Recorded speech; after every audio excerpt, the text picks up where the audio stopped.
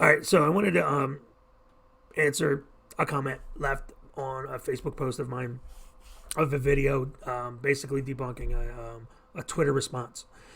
So let's look at that real quick. So here it is. So Randy says, we were talking about, he doesn't know about that tweet or anything like that, but he says that he's heard on the news lately, medical professionals say on the news recently, that it's airborne. He says this is not airborne, and then he compares it to TB, which is airborne. And his point is that when people with TB come into the hospital, they're put in negative pressure rooms, and you have to wear the gowns. Think of Outbreak with Dustin Hoffman and the monkey. People are fully dressed in hazmat suits with their own respiratory air supplies in their suit, and that's airborne TB. So then we have to look at two things. What is TB, and is the virus airborne or not? Is COVID airborne or not? So first of all, what is TB? Well, that's where the differences start right away. TB is a bacteria, right? Whereas COVID is caused by a virus, two different things. So you can see here that TB, being a bacteria spread through the air from one person to another, is not spread by shaking someone's hand, sharing food or drink, even kissing, which is, I don't get how you can't get TB from kissing somebody who has TB. That's weird. I'm going to look up that later. But anyway, so that's TB. So TB, being bacteria, is spread through the air, and it's very transmissible, communicable. It spreads very easily. Whereas, let's look at the claim now. Is COVID spread through the air? Is it airborne? Let's use the word airborne. Is it airborne? Well, back in 2020, so 3 months after this started, you can see that this paper from the World Health Organization, this article, actually says that of the 75,465 COVID-19 cases in China, airborne transmission was not reported. Okay? Then they talk about droplet transmission and how that works. So right when it first started, the thought was that it was not airborne. The CDC comes into October 5th, 2020, and says it's potential airborne transmission, because what's that mean? Now notice the difference. They're not saying, the potential airborne transmission. That's the difference, right? So when CDC comes along and says in October 5th that it might be airborne, well, let's examine that claim.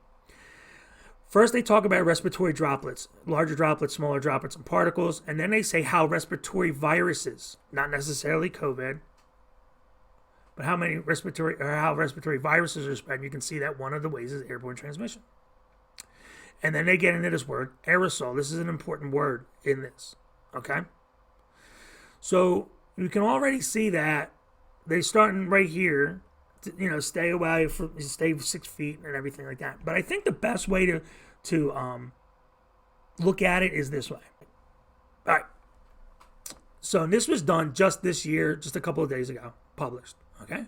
Transmissibility and transmission of respiratory viruses. And if we go down to transmissibility, you can read all this if you want. You're going to scroll down and you're going to see this neat little diagram here. And how somebody with the disease, either by touching, direct contact, or sneezing, breathing, talking, whatever, puts the droplets in the air, called aerosol. So the droplets of the infected droplets get into the air, and someone could breathe those in, getting the disease, getting the infection.